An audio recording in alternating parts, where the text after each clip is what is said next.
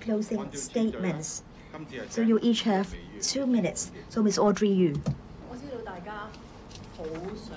I know that Hong Kong people like Hong Kong to move forward in respect of its political development. In fact, I share such sentiments. So you may ask why I do not support the government's package. Making half a step forward is better than a standstill. Have you come across salesmen who sound very sincere? They're telling you that you should join a club, you should join a scheme, and if you do not join that scheme, then that would be a great loss. And then because of his sincerity, you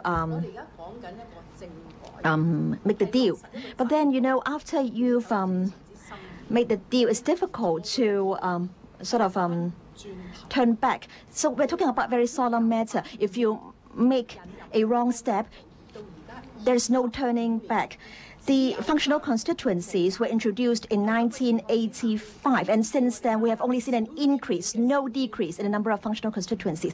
The government is asking us to increase the number of small circles, so smaller stop, small circles, and I have to live up to the next generation. I would rather have a standstill than making a wrong step. I am a very pragmatic person. I know that in politics we need compromise, but then, while we may need to compromise, we also have to adhere to our principles. I am not asking for a perfect proposal. I'm not saying that we should achieve our goal overnight, but then we have come a long way since 07-08, and we have to wait for another 10 years. And so I think at least the government has the duty to tell us that it's worthwhile waiting, and what we are waiting for is genuine universal suffrage, and that we'll be given a roadmap on universal suffrage, which will lead to the abolition of functional constituencies. But we've waited for an hour. We haven't got an answer. You should do your job well, but I'm confident in Hong Kong people. If we fight for democracy and universal suffrage, we will succeed.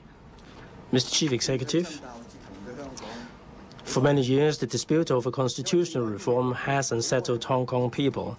A lot of emotions have been involved, including people's trust in our country, in the government, and me, as well as their trust in the pursuit of democracy.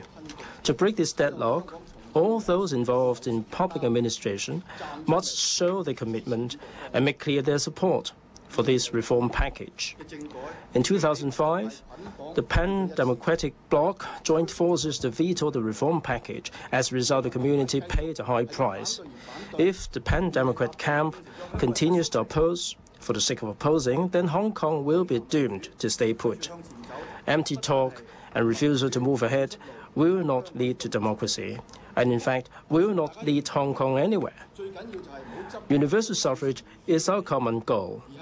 It's important for us to forsake rhetoric and take a solid step forward, which will allow the central government, the Hong Kong SAR government, the Hong Kong people, the pan-democrats, and pro-establishment camp to set off for universal suffrage.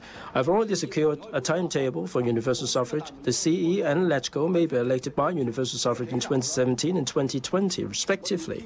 The door to universal suffrage is open. Our journey towards greater democracy can begin. On our shoulders rests the hopes of 7 million people in Hong Kong. We have nothing to fear, but we have to seize every minute and every second that is left to go as far as we can and to achieve as much as we possibly can.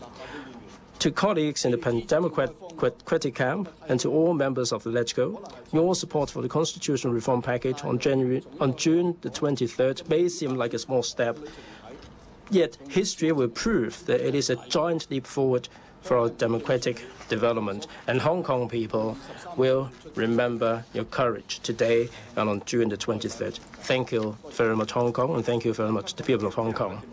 Right, that brings us to the end of the debate. Once again, I'd like to thank the Chief Executive, Mr. Donald Tsang, and the Honourable Ms. Audrey Yu. Thank you, and goodbye.